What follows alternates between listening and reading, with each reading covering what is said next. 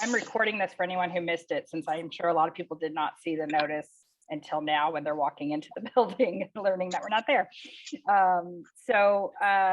Again, glad people could join us, and we'll put this in the Film Alliance Facebook group for those who can't. But I'm very excited to have Marty Lang here, friend, filmmaker, film professor, film guru of crowdfunding. I could go on, but maybe you could just do a quick little intro of yourself.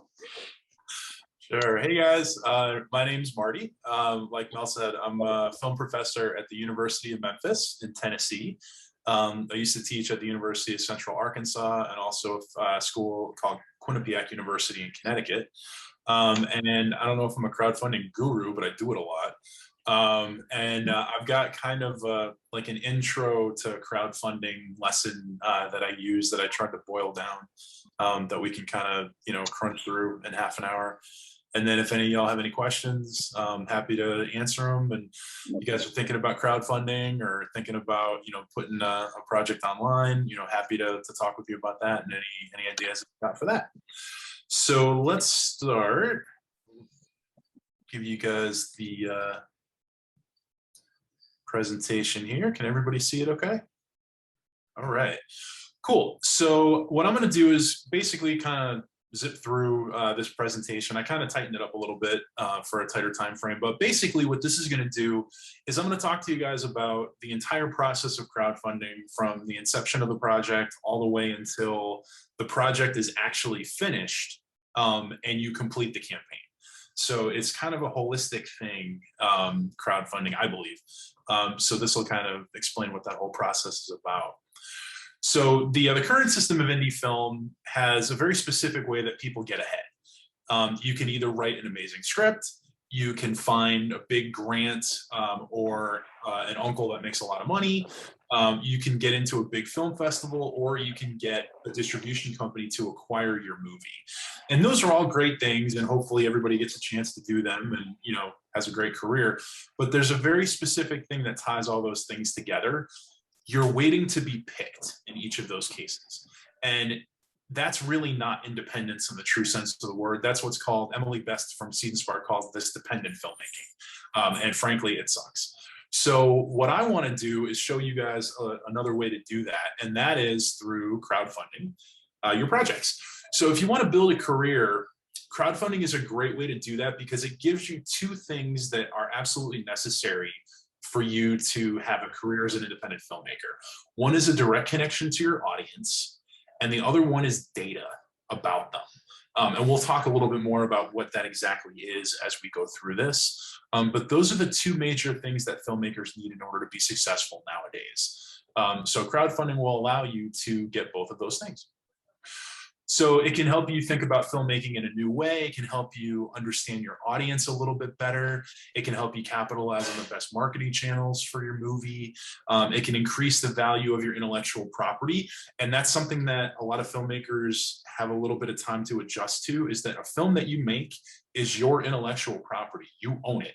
And the idea of making a career out of indie film is finding a way to monetize the intellectual property that you own. And then the last thing is you get to retain creative control, which I don't know about you guys, but I'm a filmmaker and that's something I enjoy quite a bit. So crowdfunding will allow you to do all of these things and build your career on your terms. So where do you start? You want to start with a couple of questions. When you have a project that you want to crowdfund, you want to ask, who is your audience? You want to ask, where are they? And you want to ask, how do you get their email addresses? You might think that these questions are very similar to marketing when it comes to filmmaking. It's exactly the same work. It's just doing it at the beginning of the process instead of the end. So what you're doing is you're looking for people who you think would be passionate about your content, finding them online, and then contacting them and creating a direct relationship with them. It's really simple. Takes time, takes work, but really that's the core of crowdfunding, is just building your audience one person at a time.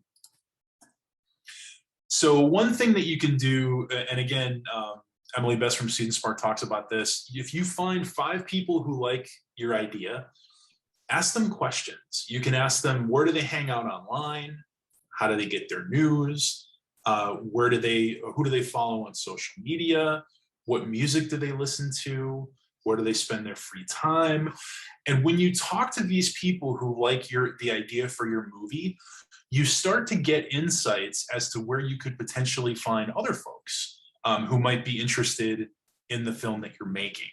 And that's really the most important thing, is to create kind of a profile of the type of person who would like your stuff. And once you find that, then it's all about just going out and trying to connect with them online and building your audience that way. Big question. How do you find them? Let's talk about it. Really takes 3 steps. So the first thing that you want to do is you want to find your audience, right? You want to get outside of your immediate social circle. And the other thing is you want to take the burden of supporting your projects off your loved ones, off your family, off your friends. If you're planning on making multiple films over an independent film career, I can speak from experience, your family is going to get tired really quick of you begging them for money. So it's really important that you start looking for people that you don't know, who you think would be interested in your stuff. One of the things I've crowdfunded a number of films on the portal Seed and Spark over the last couple of years. And there were 2 that I worked on that I thought were very different. One was for this horror comedy called Chompy and the Girls. And we were able to raise about $30,000 for that film in a crowdfunding campaign. But that campaign had around 50 followers. And most of them were the family and the friends of the writer-director. So while that campaign was successful, we've probably burned that bridge for film number 2. Now the difference is in another campaign that I ran for a feature film called Stay With Me. That's a film that I directed and that is actually almost done. It'll be done in a couple weeks. That film was a lot different. We had about 175 followers on that campaign, and those followers came from all over the country. They came from international as well. And almost all of them were folks who we connected with because of their passion about mental health. The film's about a best friend and a boyfriend of a girl who has mental illness and their struggle to become her mental health advocate. So people who are really passionate about mental health advocacy became followers of our project, and we didn't know any of them. We spent the campaign finding them, and they came on board, and thus my family felt much better about it because I didn't have to worry about asking them for any cash. So that you really want to look outside your zone to try to find people who can support you. You also want to join 1 or 2 social platforms. Social media platforms are a great way to meet people, and depending on what your interests are, whether you like to work more with the printed word, or if you like photos more, or you like video more, there are different platforms that you can spend time on that correspond to your interests. You want to join ones that fit your lifestyle. So like you say, if you're someone who's really interested in taking a lot of photos, with your smartphone, you might be interested in spending time on Instagram, or you might already be there. You don't want to make yourself hate yourself. And I'm like that on Instagram because I never take photos with my phone. I'm a journalist by trade, and I spent my life writing. So the site that I spend the most time on is actually Twitter. So depending on who you are, you may find different platforms fit your skill set a little better.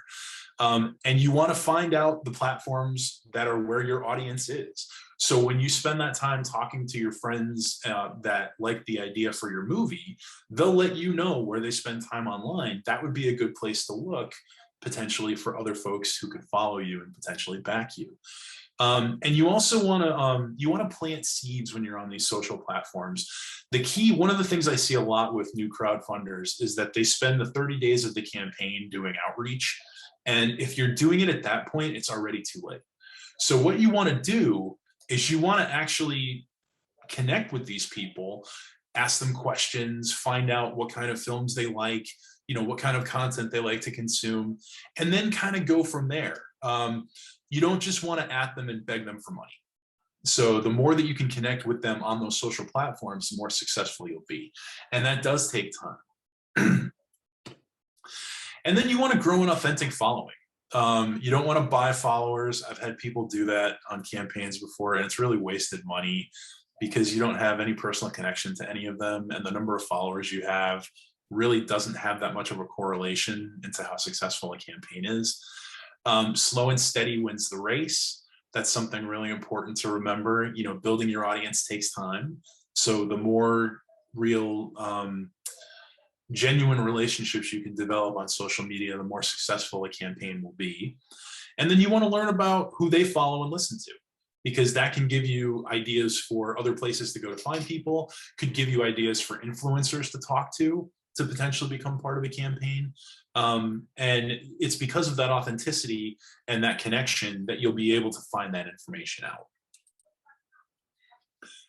Partners are always huge for a campaign, and partners, influencers, and ambassadors can be big help.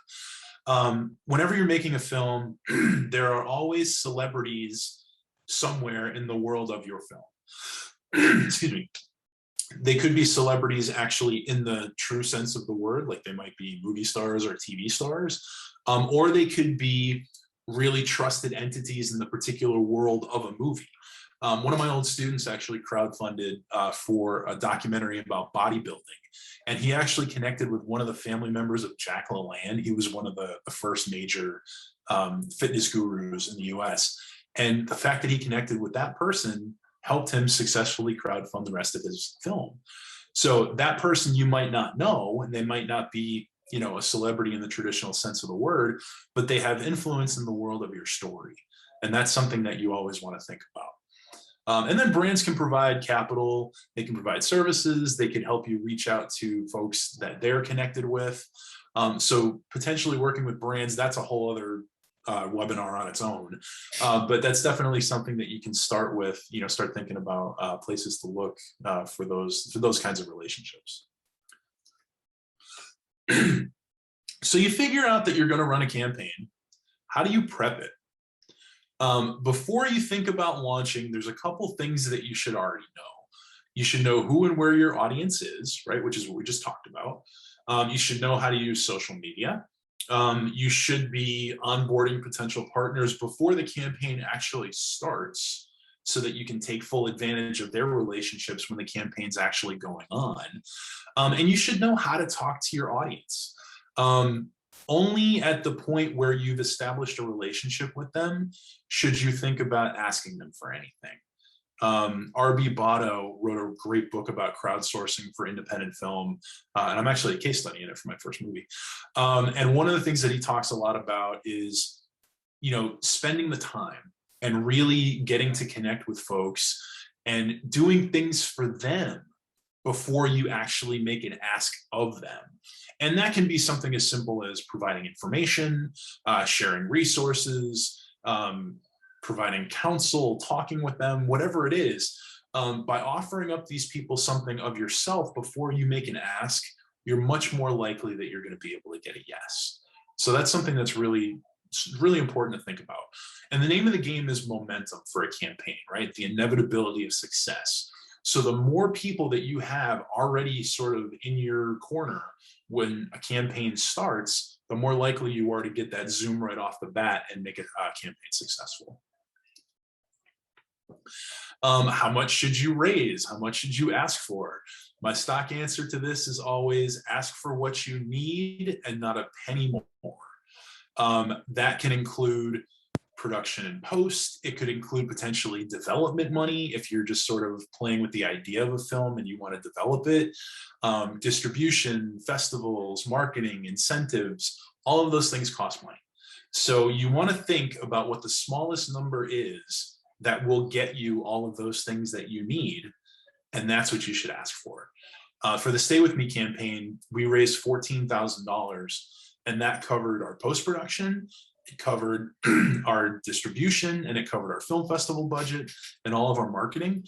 As it turned out, we're down to about $1,000 with the film finished, so we probably could have asked for a little more, but I'm glad that we asked for a low number because we were able to reach it. And that allowed us to get the film done and put a plan together to get it out into the world. Incentives. Perks are such a huge deal for campaigns. You always want to give people what they want. And a couple tips about incentives.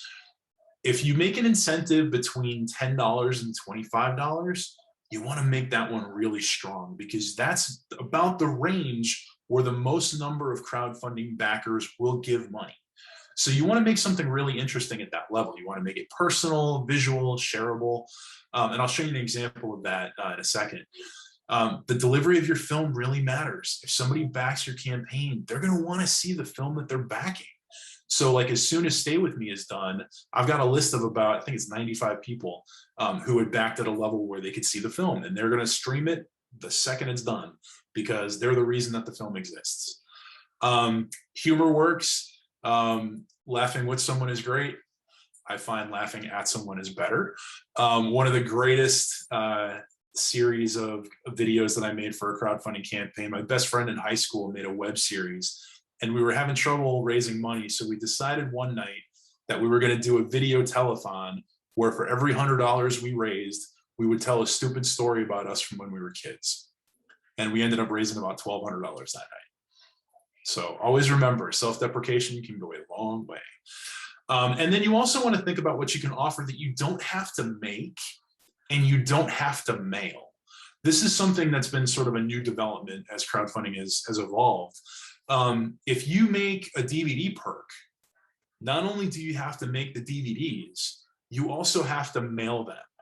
And this picture that I'm about to show you is physical evidence from me about how much money that can lead to. I'm going to show you the receipt for the DVDs that I mailed out for Rising Star. Just so you know, I'm 6 feet 7 inches tall. That receipt's bigger than me. So you want to make sure that all of your perks are digitally deliverable, because then it won't cost you anything. And a great example, I think, of a perk that's really interesting and shareable. My friend Dan, he ran a campaign for a feature film called 18 and a Half. And this was his $25 perk. It was a picture of you shaking hands as Elvis with Richard Nixon. And when I got this, I laughed my head off for about 10 minutes, and then I decided to send it everywhere. And Tallgrass is going to premiere that movie. That's fantastic, Mel. Cool. Yeah, I think, yeah. Oh, I should be clear. Woodstock's premiering it. We're doing the Midwest premiere. Nice. Nice. So yeah, I'm looking forward to seeing that too, because I was a backer of that campaign. And a lot of my friends saw this picture and they wondered what the heck it was. And a few of them became backers of 18 and a Half themselves. So next thing to think about is your pitch video. And this is really, really important. This is probably the biggest element of your campaign. So you want to make sure that the first 15 seconds are the most important ones. You want to show something of your ability as a filmmaker in those first 15 seconds. And you want it to be in the tone and the style and the genre of the piece that you're making. So if you're making a comedy, you want to have something funny in the first 15 seconds, because if somebody laughs, they're more likely to keep watching and hopefully back. You also want to keep it short. Somewhere between 90 seconds to 2 minutes seems to be the sweet spot. My first film that I crowdfunded in 2010, and that pitch video was 6 minutes long, and it was way too long. We didn't know, no one had done it at that point, but now we know. So you can make it a lot shorter. And then you also have to answer a couple questions. Why me as a filmmaker? Why this as a project? Why now for the timing of it? And why you, the audience? Why are those elements all supposed to come together now to make a film that hopefully will have a huge impact on the world or a particular element of the world? If you can answer those 4 questions, you have a really high chance of making people backers. So those are things that you want to think about. And then, of course, my rule is that if you're the filmmaker, you need to be in the video. This isn't the kind of thing, you know, where you can hire an actor to come on and perform all the stuff for you. People want to see you and they want to invest in you. So if you're not that good in front of the camera, now's a good time to practice, because that's really the way to get across who you are as a filmmaker and, you know, the passion that you have for your project. So you also need to put together, along with all the campaign prep, you also need a communication plan. This is really important. The more time that you have to plan your campaign, the more likely your chance of success. So you want to actually create a schedule that includes pre-campaign communication, production meetings with the people that you're going to work with, any communication during the campaign and afterwards.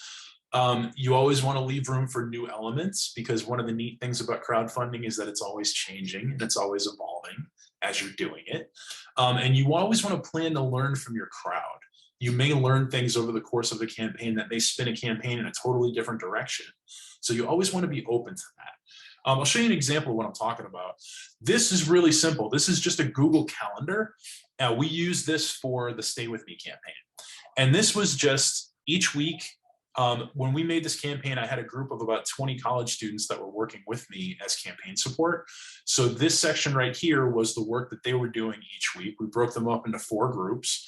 One handled public relations, one handled video production, one was looking for brands and organizations to join us, and one was handling our social media channels. So we would switch them up each week. So by the end of the 4 weeks, all the students did all 4 jobs. You'll see here the purple ones were the days that we put up video updates for the backers.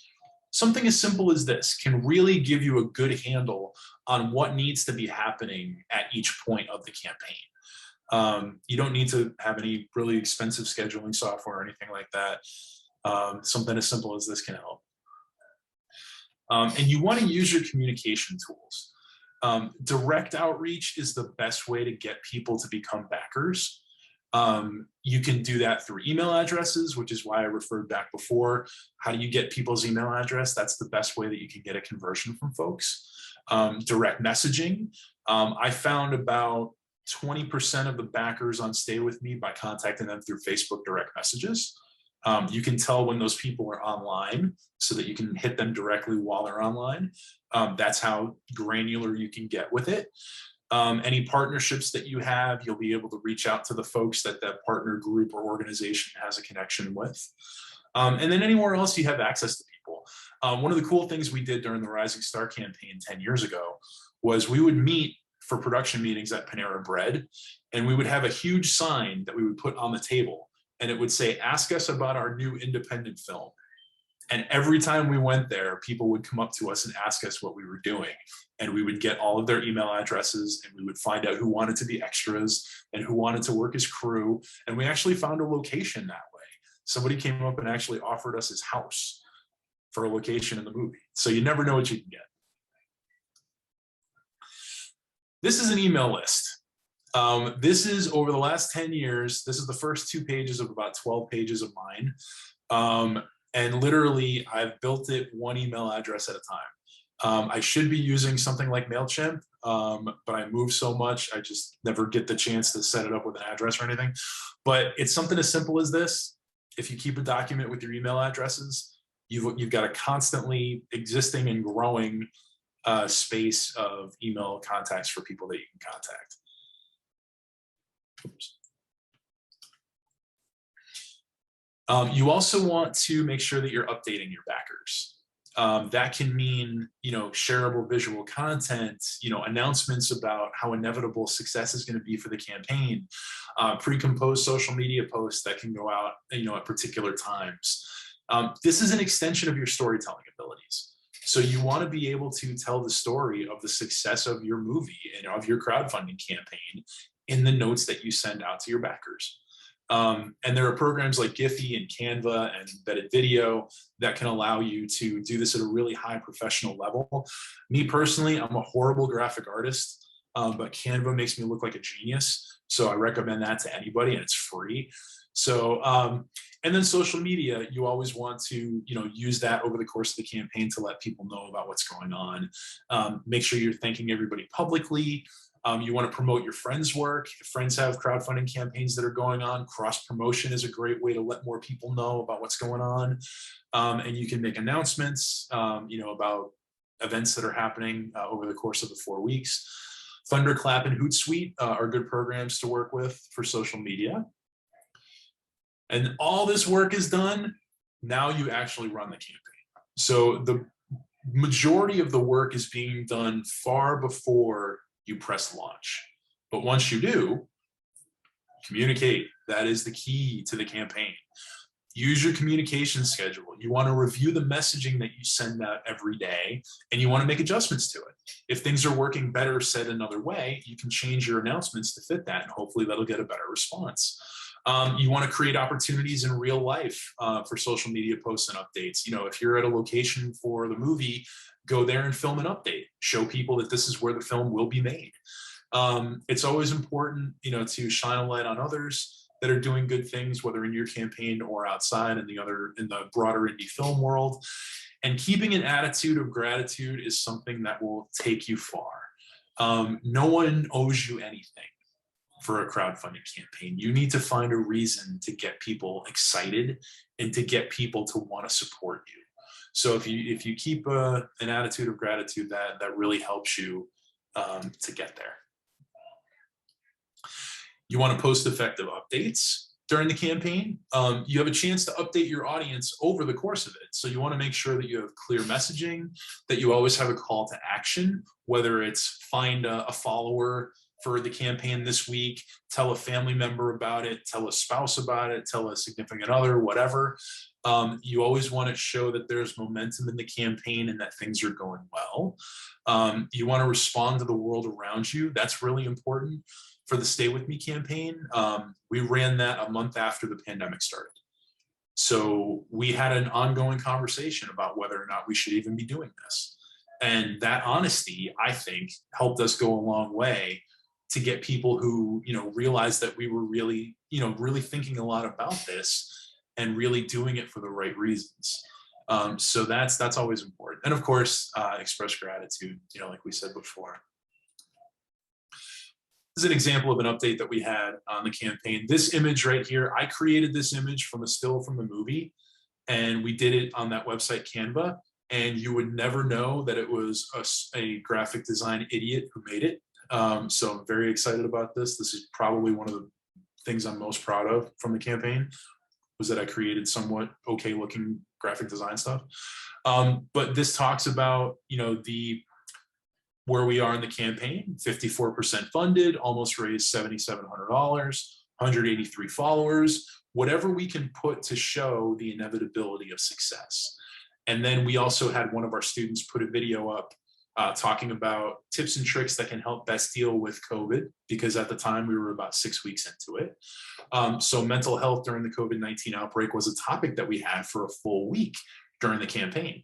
So we thought, and eventually we learned that we did, provide good information for our backers that help them.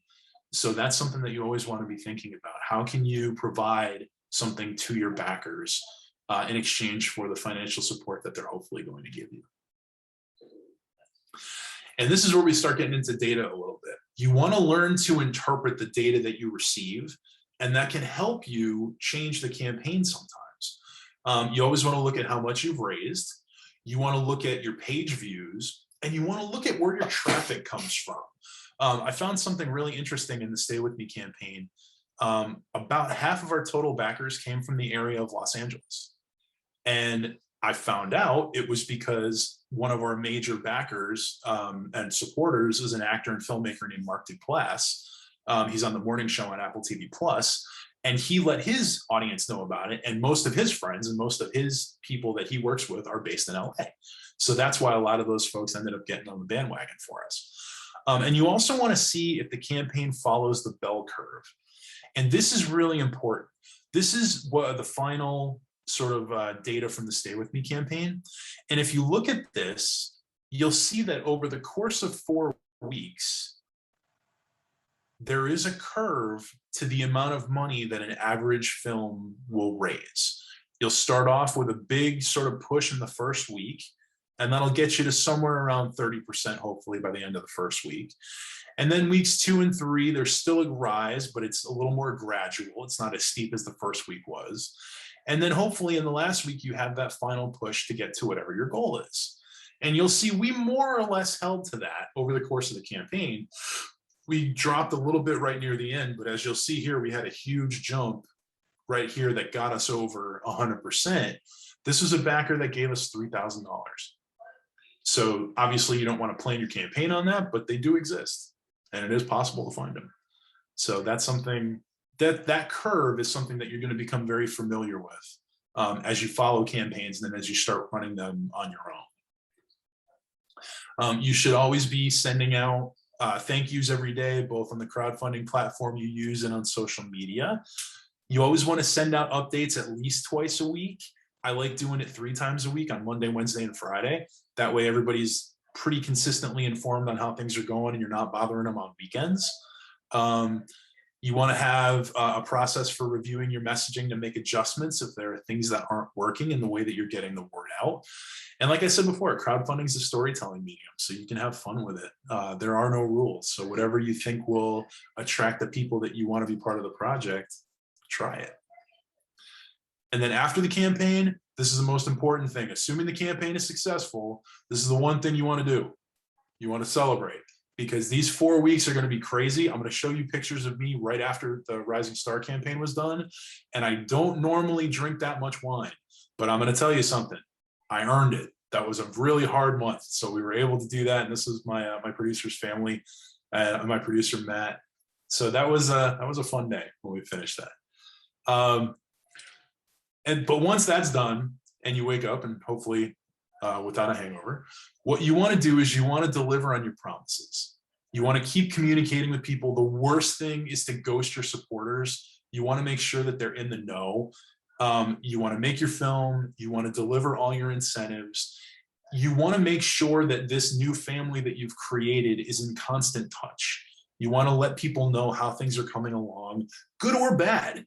I think people are interested in seeing the process for all its flaws. So whatever you can do to let people know where things are at, that's a good thing. Which reminds me, I need to actually put a post together for the Stay With Me folks, because now that we're in color correction, I haven't shown anybody that part of it yet. So I need to do that. So here's an example here. This post was sent out to backers for Rising Star 2 years after we had the campaign. We stayed in touch with them for 2 years. And sometimes that's how long it takes. And this was when we let everybody know that we had signed a distribution deal and that the film is going to be playing on Amazon Prime. And it actually still is there if you want to watch it. But it was not only in the US, we played around the world, in Malta, Latin America, South Africa, Mauritius, Albania, places you may never visit in your life. We got really lucky. So that was really cool news. So we wanted to make sure that those folks knew about it. And then after the campaign, you want to keep growing your audience. The thing that people don't realize about crowdfunding is that it can be cyclical. You can use it all throughout your career. So the work that you do through your first campaign, if you keep the momentum going after the first campaign is done, you can come back to it later for a second project, and all of those people will be there to support you a second time, along with all these new folks who you kind of got along the way in the meantime between the end of project 1 and the beginning of project 2. So that's something that's really important. You always want to share visual, shareable production updates, stay active on social media, and create calls to action to collect emails. One thing that we like to do with the films I work on is every now and then just send out a note to people and say, hey, if you know anybody who you think might be interested in this project, let them know. Even if they're just a follower, that would be a good way to help us grow our audience. And then film festivals are actually great audience builders too. I hope some Tallgrass filmmakers take advantage of this. Every Q&A is an opportunity to meet people and to grow your audience. So you want to find a way to connect with them when you're there live with them. You can use a smartphone app to collect emails. You can put a piece of paper together with a pen and ask people to sign it. Any of those things works. And then when you come back, you can find a way to incorporate those emails into your list. And then it becomes bigger and you have more people with a vested interest in seeing your next stuff. Shake hands, kiss babies, whatever you can do to get more audience members. And you want to grow your community of ideas too. This is something that's always kind of interesting. I like the idea of teaming up with filmmakers who are making projects of similar scope and similar topic, and talk about those topics, because along with the film, you can actually create events around the discussion of those ideas. And filmmakers are always looking for ways to grow audiences together. You can share emails with people if they're projects that could potentially work in more than one place. If you find a filmmaker who makes the same kind of film you do, maybe you team up and go out and play both of your films together and then you get twice the audience. All those things are things that you can try to get the word out and to keep that audience getting bigger. And then this is the last thing, which I think is every bit as important as crowdfunding. The one thing that filmmakers can use to their own advantage now is distribution. You can put your film out in the world on your own, and you can continue building your audience that way as well. So film festivals are obviously a great way to get films out in front of audiences, but you can do stuff on your own. This film, Chompy and the Girls, that I worked on, we actually released the film a week ago nationally. So you can see it on cable, on satellite, on digital, iTunes, Amazon, Xbox, Google Play, all those places. But we also had a week-long theatrical run of the film in Memphis. That was a run we put together ourselves. So the distributor that's doing everything for cable and streaming and all this stuff, they're not getting any of that money from the theatrical release. We get it all. That's the idea. Because if you want to monetize your film, you're going to have to find ways for you to control the process of it and therefore the monetization of it. I'm hopefully going to be writing a book in the next couple of years about this, and that's definitely one of the things that I've studied a lot, how films can function as startup businesses. And startup businesses make money, or they want to. So in order to do that, we need to control that part of it. And fans can distribute for you. They can do affiliate marketing and stuff like that. So that's something just to kind of leave on. You have two big opportunities through crowdfunding and self-distribution to really take control of your indie film career and really grow it so that you have an audience that you completely control and that you have a direct connection with. That's the most important thing in the world. And I can tell you from experience, crowdfunding is the best way to find them and the best way to engage them, and hopefully to have them follow along with you for what I am sure will be a long and fruitful career. So that's it. Thank you so much, Marty. I'm going to stop recording for this part so people can just ask you questions and not feel awkward.